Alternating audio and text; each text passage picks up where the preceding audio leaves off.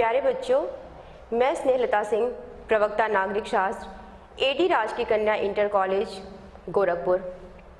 बच्चों, कक्षा 12 की नागरिक शास्त्र की क्लास में आपका बहुत बहुत स्वागत है।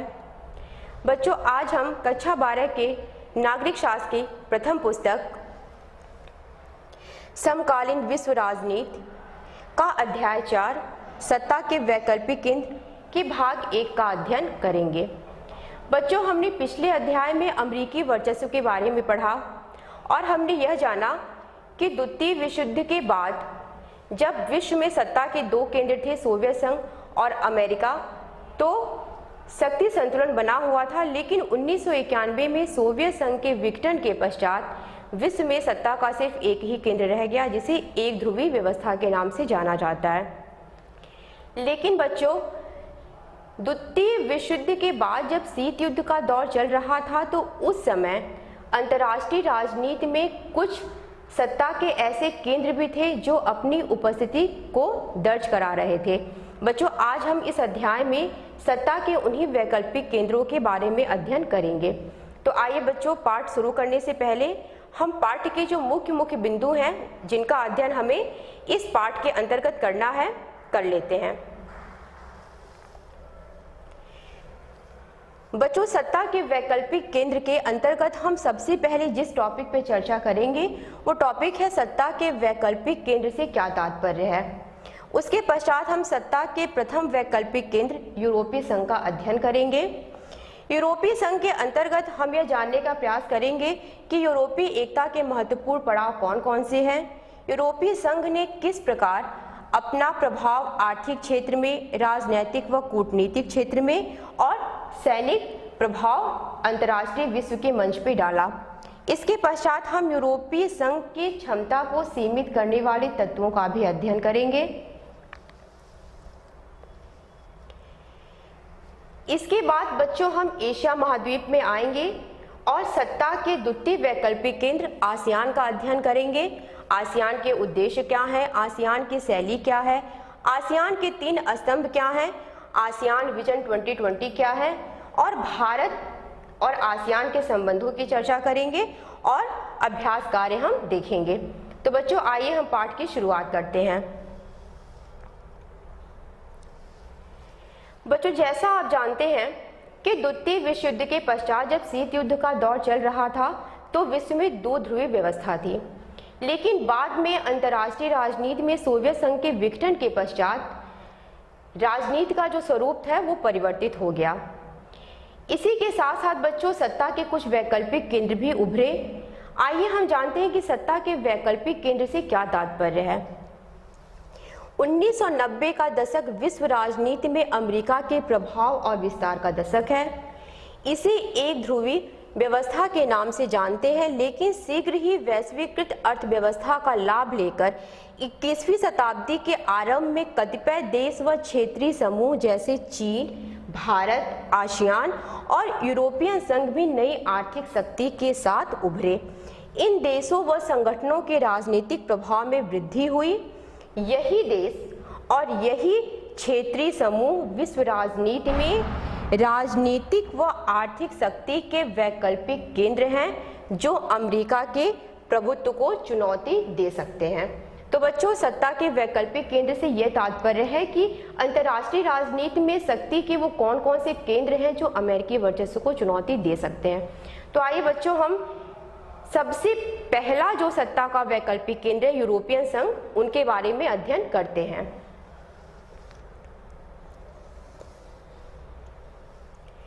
यूरोपीय संघ। द्वितीय विश्व युद्ध की समाप्ति के बाद यूरोप के प्रश्न को लेकर के वहां के नेताओं में बहुत चिंता थी। ये प्रश्न क्या थे कि क्या यूरोप के देश को अपनी पुरानी दुश्मनी भूल करके अपने संबंधों को एक नया आयाम देना चाहिए और अंतर्राष्ट्रीय राजनीति में मिलकर कार्य करना चाहिए, या फिर यूरोप के देश को पुनः अपनी पुरानी दुश्मनी शुरू करनी चाहिए। बच्चों, ये प्रश्न ऐसे ही उपस्थित नहीं हुआ था, इसके पीछे कारण भी था। द्वितीय विश्व युद्ध के पहले यूरोपीय देशों का जो संबंध बना था उसे द्वितीय विश्व युद्ध ने समाप्त कर दिया। उन मान्यताओं को समाप्त कर दिया, उन संबंधों को समाप्त कर दिया और सिर्फ यूरोपीय देशों के संबंधों को ही क्षति नहीं पहुंची, वरन उसके साथ साथ यूरोपीय देशों की अर्थव्यवस्था को भी अपार क्षति पहुंची। लेकिन जब द्वितीय विश्व युद्ध के पश्चात शीत युद्ध का दौर चल रहा था, तो उस समय यूरोपीय देशों को एक मौका मिला आपस में मिलजुल करके अपनी समस्याओं का समाधान करने के लिए, अपनी अर्थव्यवस्था को सुदृढ़ करने के लिए। और यूरोपीय देशों की अर्थव्यवस्था को सुदृढ़ करने के लिए अमेरिका ने बहुत ही ज़्यादा मदद की थी। इसी मदद को मार्शल योजना के नाम से जानते हैं। मार्शल योजना के तहत 1948 में यूरोपीय आर्थिक सहयोग संगठन की स्थापना की गई थी। और यह मार्शल योजना के तहत जिस संगठन की स्थापना की गई थी, इस संगठन ने यूरोपीय देश को आर्थिक रूप से काफ़ी मदद प्रदान की और यूरोपीय देशों को एक ऐसा मंच प्रदान किया जहां पे वह अपनी समस्याओं का समाधान कर सकते थे, व्यापार और आर्थिक मदद की बातें कर सकते थे। और निसंदेह इसमें अमेरिका ने एक महत्वपूर्ण भूमिका निभाई थी। इतना ही नहीं बच्चों, अमेरिका के नेतृत्व में जो पश्चिमी यूरोपीय देशों का सैन्य संगठन था, जिसे हम नाटो के नाम से जानते थे, उसने भी यूरोपीय देशों को एक सुरक्षा कवच प्रदान किया। बच्चों, धीरे धीरे यह संस्था जो आर्थिक संस्था थी एक राजनीतिक संस्था होती गई और यूरोपीय संघ की स्थापना की दिशा में आगे बढ़ती गई। बच्चों, अब हम आपको उस काल क्रम की तरफ ले जाएंगे जहां से यूरोपीय संघ की स्थापना शुरू हुई थी। आप ये टॉपिक देख रहे हैं बच्चों, यूरोपीय एकता के महत्वपूर्ण पड़ाव। इसमें अप्रैल 1951 में पश्चिमी यूरोप के 6 देश फ्रांस, पश्चिमी जर्मनी, इटली, बेल्जियम, नीदरलैंड और लग्जमबर्ग ने पेरिस संधि पर दस्तखत करके यूरोपीय कोयला और इस्पात समुदाय का गठन किया। इसके पश्चात मार्च 1957 में इन्हीं 6 देशों ने रोम की संधि के माध्यम से यूरोपीय आर्थिक समुदाय और यूरोपीय एटमी ऊर्जा समुदाय का भी गठन किया। जनवरी 1973 में डेनमार्क, आयरलैंड और ब्रिटेन ने भी यूरोपीय समुदाय की सदस्यता ग्रहण कर ली। जून 1979 में यूरोपीय संसद के लिए पहला प्रत्यक्ष चुनाव हुआ। जनवरी 1981 में यूनान ने यूरोपीय समुदाय की सदस्यता ले ली। जून 1985 में सांगेन संधि ने यूरोपीय समुदाय के देशों के बीच सीमा नियंत्रण समाप्त किया। सांगेन संधि, बच्चों आपने वीजा के बारे में सुना होगा। जब हम किसी दूसरे देश में घूमने के लिए जाते हैं या फिर पढ़ने के लिए जाते हैं या मतलब किसी अन्य कार्य के लिए जाते हैं तो हमें वीजा की आवश्यकता पड़ती है। तो हम जिस देश में जाते हैं उस देश का हमें वीजा की आवश्यकता पड़ती है। लेकिन सांगेन संधि के अंतर्गत बच्चों आप एक ही वीजा से यूरोप के बहुत सारे देशों की यात्राएं कर सकते हैं। इसके पश्चात जनवरी 1986 में स्पेन और पुर्तगाल भी यूरोपीय समुदाय में शामिल हो गए। अक्टूबर 1990 में जर्मनी का एकीकरण हुआ। बच्चों, फरवरी 1992 यूरोपीय संघ के गठन के लिए maastricht संधि पे दस्तखत हुआ और यूरोपीय संघ का गठन हो गया। तो बच्चों, जो यूरोपीय संगठन पहले एक आर्थिक संगठन था, धीरे धीरे वह अपना विस्तार करते हुआ एक आर्थिक सहयोग वाली संस्था से बढ़कर एक राजनीतिक संस्था हो गई और इसने विशाल राष्ट्र राज्य की तरह कार्य करना शुरू कर दिया। अब राष्ट्र राज्य की क्या विशेषताएं होती हैं बच्चों? उनका अपना एक झंडा होता है, उनका अपना एक राष्ट्रगान होता है, स्थापना दिवस होता है, मुद्रा होता है। वह समस्त चीज़ें यूरोपीय संघ के पास थी। यूरोपीय संघ ने सन 2003 में अपना एक अलग संविधान बनाने का प्रयास भी किया था, लेकिन इस प्रयास में वो सफल नहीं हो पाए। बच्चों, ये आप देख रहे हैं मानचित्र। इसमें दो चित्र आपको इसमें दो रंग आपको दिख रहे होंगे, नीला और नारंगी। इसमें जो नीले रंग से जिस देश को चित्रित किया गया है वह यूरोपीय संघ के पुराने सदस्य थे और जो नारंगी रंग से जिन देशों को चित्रित किया गया है वह यूरोपीय संघ के नए सदस्य हैं।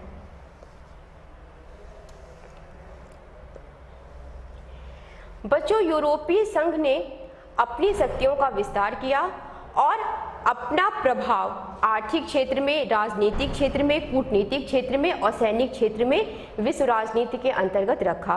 तो आइए सबसे पहले हम यूरोपीय संघ के आर्थिक प्रभाव की जानकारी ले लें कि यूरोपीय संघ का आर्थिक प्रभाव विश्व राजनीति पर किस प्रकार पड़ा। जैसा बच्चों आप देख रहे हैं 2016 में यह दुनिया की सबसे बड़ी अर्थव्यवस्था थी। सकल घरेलू उत्पादन 17,000 अरब डॉलर से अधिक था। और बच्चों, जब हमने आपको अमेरिकी वर्चस्व पढ़ाया था तो उसमें बताया था कि अमेरिका का भी घरेलू उत्पादन 17,000 अरब डॉलर है, अर्थात यूरोपीय संघ की भी सकल घरेलू उत्पादन जो है वो अमेरिका के बराबर थी। और इसी कारण बच्चों, यूरोपीय संघ पूरे धौंस के साथ अमेरिका वो चीन से बात करता है और इसी कारण उसका प्रभाव ना सिर्फ अपने महाद्वीप में वरन दूर दराज एशिया और अफ्रीका के महाद्वीप में भी चलता है और फैला हुआ है। विश्व व्यापार में इसकी हिस्सेदारी अमेरिका से 3 गुना ज्यादा है। तो बच्चों, आप ये झंडा देख रहे हैं, यह यूरोपियन संघ का झंडा है। इसमें आप देख रहे होंगे बच्चों 12 स्टार्स बने हुए हैं, 12 सितारे बने हुए हैं। 12 सितारों को क्यों वहाँ के झंडे में लिया गया है कि सोने के रंग के सितारों का घेरा यूरोप के लोगों की एकता और मेल मिलाप का प्रतीक है।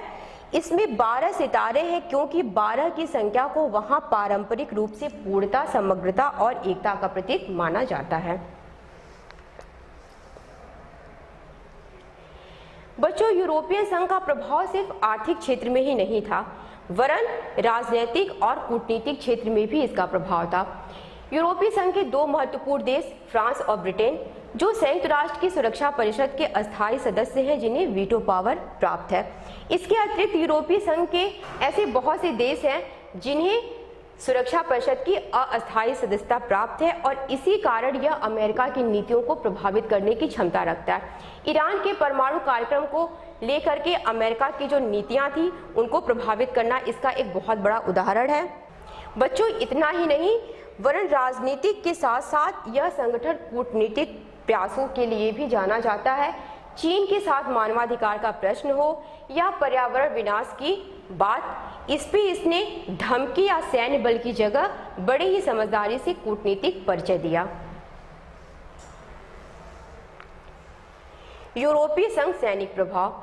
बच्चों, सैनिक प्रभाव बहुत ही महत्वपूर्ण है और विश्व में किसी भी देश की क्षमता को आंकने का एक जरिया ये भी होता है कि वह देश उस देश का सैनिक प्रभाव कितना ज़्यादा है।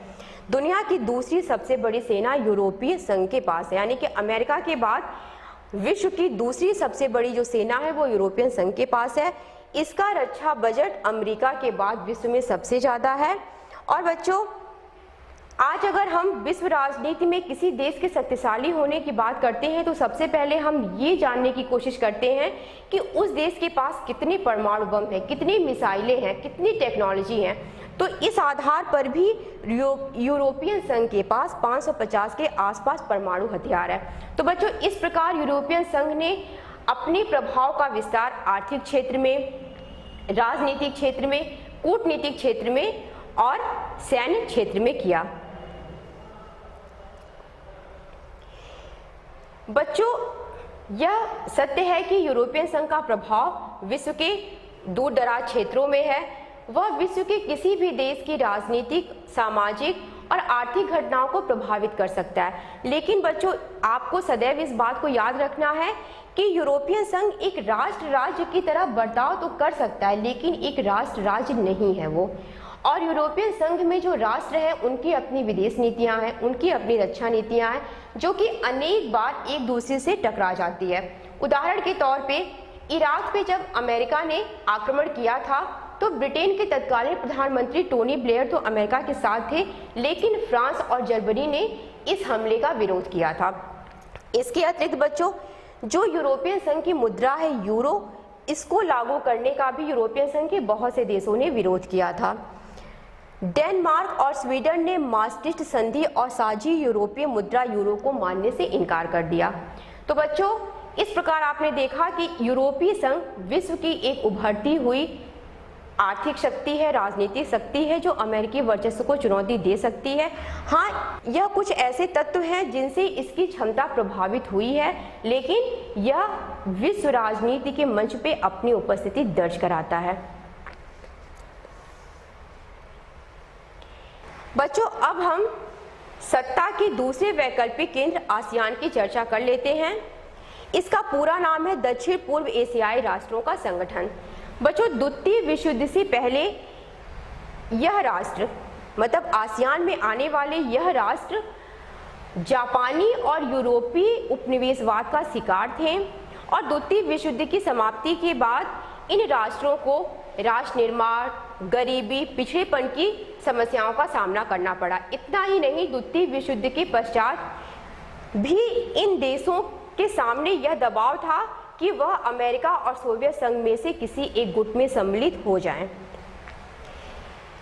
आसियान के देशों की समस्याओं को दूर करने के लिए बांडुंग सम्मेलन और गुट निरपेक्ष आंदोलन के माध्यम से प्रयास किए गए, लेकिन वह प्रयास पर्याप्त नहीं थे। फलतः 1967 में 5 देशों ने बैंकॉक घोषणा पत्र पर हस्ताक्षर करके आसियान की स्थापना की। ये 5 देश कौन कौन से थे? इंडोनेशिया, मलेशिया, फिलीपींस, सिंगापुर और थाईलैंड। बाद के वर्षों में बच्चों 5 और देश इसमें सम्मिलित हो गए: दारुसलाम, वियतनाम, लाओस, म्यांमार और कंबोडिया। तो इस प्रकार इनकी संख्या 10 हो गई। अब हम आते हैं आसियान के उद्देश्य पे। बच्चों, आसियान मुख्यतः एक आर्थिक संस्था थी और इसका उद्देश्य भी था कि आसियान के देश आपस में मिल करके अपनी आर्थिक समस्याओं का समाधान कर सके। इनका जो सबसे पहला उद्देश्य था आर्थिक विकास को तेज करना और आर्थिक विकास के माध्यम से ही सामाजिक और सांस्कृतिक विकास भी करना। इसके पश्चात आसियान का जो तीसरा उद्देश्य था कानून और शासन को सुधारना और संयुक्त राष्ट्र के कायदों पर आधारित क्षेत्रीय शांति और अस्थायित्व को बढ़ावा देना, ये आसियान के उद्देश्य थे। बच्चों, ये आसियान जो क्षेत्रीय संगठन है, इसका झंडा है। इसमें आप देख रहे होंगे धान की 10 बालियां हैं। यह आसियान के झंडे का प्रतीक है। इस चिन्ह में धान की 10 बालियां दक्षिण पूर्व एशिया के 10 देशों को इंगित करती हैं जो आपस में मित्रता और एकता के धागे में बंधे हैं। और यह जो वृत्त है बच्चों, यह जो गोला आप देख रहे हैं, यह आसियान की एकता का प्रतीक है। आसियान शैली। शैली से तात्पर्य किसी व्यक्ति या किसी राष्ट्र के कार्य करने के तरीके से होता है, उसकी विशेषता से होती है। आसियान शैली यूरोपियन संघ की शैली से बिल्कुल अलग है। उसने कभी भी यूरोपियन संघ की तरह राष्ट्र की तरह बर्ताव नहीं किया, वरन उसकी शैली अनौपचारिक, सहयोगात्मक, टकराव रहित व मेल मिलाप का नया उदाहरण पेश करती है और जिसे आसियान शैली कहा जाता है। यह सबसे तेज गति से विकास करने वाला संगठन है। आसियान शैली राष्ट्रीय सार्वभौमिकता का भी बहुत ख्याल रखती है और आसियान शैली इस बात में विश्वास रखती है कि बिना किसी टकराव के, बिना किसी धमकी से समस्याओं को मिल बैठ करके सुलझाने से समस्याओं का समाधान हो जाता है। बच्चों, आसियान सिर्फ एक आर्थिक या सामाजिक संगठन ही नहीं था, वरन धीरे धीरे इसने अपने क्षेत्र का विस्तार किया, जिसे आसियान के 3 स्तंभ के नाम से जानते हैं। सबसे पहले हम पहले स्तंभ की चर्चा करेंगे, आसियान सुरक्षा समुदाय। इसमें सदस्य देशों के विवादों को सुलझाने का प्रयास है। इसके बाद 2003 के बाद आसियान के देशों ने बहुत सारे समझौते किए, जिसमें प्रमुख था कि आसियान के जो राष्ट्र हैं वह अहस्तक्षेप की नीति को बढ़ावा देंगे और शांति व सहयोग को बढ़ावा देंगे। आसियान आर्थिक समुदाय। बच्चों, आसियान जो क्षेत्रीय संगठन था, यह बुनियादी रूप से एक आर्थिक समुदाय ही था और यह आज भी बुनियादी रूप से आर्थिक समुदाय ही बना हुआ है। आसियान का जो बजट है वह यूरोपीय संघ, जापान और अमेरिका की तुलना में बहुत कम है, लेकिन इसने अपना विकास बहुत ही तीव्र गति से किया। इसी वजह से इसकी नीतियां विश्व के दूसरे देशों को भी प्रभावित करती हैं। साझा बाजार और मुक्त व्यापार बढ़ाना। साझा बाजार और मुक्त व्यापार से तात्पर्य होता है बच्चों की व्यापार में किसी प्रकार का शुल्क ना लेना, अर्थात आयात और निर्यात पे किसी प्रकार का शुल्क ना लेना। वस्तुतः सामानों की आवाजाही को सरल बनाने के लिए इस मुक्त व्यापार का प्रयोग किया जाता है और इससे टैक्स ना लगने की वजह से उपभोक्ताओं पे कोई अतिरिक्त बोझ नहीं पड़ता है और उन्हें सामान एक तो सस्ते दामों में और बहुत ही सरल तरीके से प्राप्त हो जाता है। विश्व राजनीति में बहुत से देश मुक्त व्यापार करते हैं ताकि अपने देश के सामान को दूसरे देश में बेच सके और वहां से वह अपना आर्थिक उन्नति कर सके, अपने देश का आर्थिक विकास कर सके। इसके बाद आर्थिक विवाद सुलझाना, यह आसियान का एक महत्वपूर्ण उद्देश्य है। और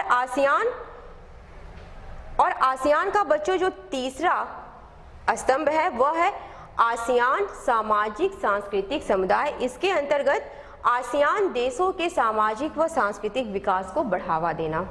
तो इस तरीके से बच्चों ये आसियान के 3 प्रमुख स्तंभ हो गए, जिसने आसियान के क्षेत्र को भी विस्तार दिया। आसियान विजन 2020 अर्थात आसियान ने अपने लक्ष्य 2020 तक क्या रखा है। अंतर्राष्ट्रीय समुदाय में आसियान की बहुमुखी भूमिका होगी, अर्थात आसियान ने अपना लक्ष्य यह रखा है कि 2020 तक अंतर्राष्ट्रीय समुदाय में आसियान की बहुमुखी भूमिका होगी और वह टकराव की जगह बातचीत से विवादों को हल करने का प्रयास करेगा। इसी क्रम में आसियान ने कंबोडिया के संकट को दूर किया, पूर्वी तिमोर के भी संकट को दूर किया और 1999 से लगातार यह पूर्वी एशिया के राष्ट्रों में आपसी बातचीत के लिए एक वार्षिक बैठक भी आयोजित करता है। भारत व आसियान बच्चों, आसियान एशिया महाद्वीप का एक प्रमुख आर्थिक क्षेत्रीय संगठन है और भारत एशिया महाद्वीप का एक उभरता हुआ राजनीतिक और आर्थिक शक्ति है। तो ऐसे में भारत से आसियान के संबंधों की बात करना आवश्यक हो जाता है। प्रारंभ में भारत की विदेश नीति ने आसियान की तरफ विशेष ध्यान नहीं दिया, लेकिन आसियान ने धीरे धीरे जब अपने क्षेत्र का विस्तार किया और आसियान ने जब आर्थिक प्रगति की तो भारत ने अपनी विदेश नीति आसियान को लेकर के परिवर्तित की और आसियान के साथ बहुत सारे समझौते किए, जिस क्रम में मलेशिया, सिंगापुर और थाईलैंड के साथ मुक्त व्यापार का समझौता, 2010 में आसियान भारत मुक्त व्यापार क्षेत्र की व्यवस्था लागू करना। बच्चों, आप ये चित्र देख रहे हैं, ये 25 जनवरी 2018 को नई दिल्ली में भारत और आसियान साझेदारी की रजत जयंती बनाने के लिए एक डाक टिकट जारी किया गया था। इसमें यह आसियान के नेता हैं जो कि हमारे प्रधानमंत्री श्री नरेंद्र मोदी के साथ खड़े हैं। बच्चों, यह व्यक्ति है वह एक विचार कर रहा है। आसियान भी एशिया महाद्वीप का एक संगठन है और डचेस भी एशिया महाद्वीप का एक संगठन है। यह विचार कर रहा है कि आसियान क्यों सफल रहा और डचेस क्यों सफल नहीं हो पाया। क्या इसलिए कि उस क्षेत्र में कोई बहुत बड़ा देश नहीं है। बच्चों, डचेस सफल है या नहीं सफल है यह आप तब जानेंगे जब आपको डचेस पढ़ाया जाएगा। इतना अवश्य है कि डचेस की तुलना में आसियान ज़्यादा सफल है और इसकी सफलता के अनेक कारणों में से एक कारण ये भी है कि आसियान में कोई बड़ा देश सम्मिलित नहीं है। अभ्यासकार बच्चों, 5 प्रकार के प्रश्न आपके नागरिक शास्त्र विषय में पूछे जाते हैं, जिसमें 2 प्रकार के प्रश्न बहुविकल्पी और अति लघुत्तरीय प्रश्न हैं, जिन्हें आप कर लीजिएगा। पहला प्रश्न है कि आसियान की स्थापना किस वर्ष हुई। 4 ऑप्शन है आपके पास, 1963, 1965, 1967 और 1969। इसमें जो ऑप्शन सही है वो आप लिख लीजिएगा। अति लघुत्तरीय प्रश्न के अंतर्गत आप यूरोपियन यूनियन के किन्हीं 3 संस्थापक देशों के नाम लिख लीजिएगा। तो बच्चों, इस तरीके से आपके इस पाठ का प्रथम भाग समाप्त हुआ। द्वितीय भाग में हम आपको सत्ता के वैकल्पिक केंद्र के तहत तीसरे केंद्र के बारे में चर्चा करेंगे। आशा करती हूँ बच्चों आज आपको यह पाठ अच्छा लगा होगा और आप इस पाठ से लाभान्वित भी हुए होंगे। धन्यवाद।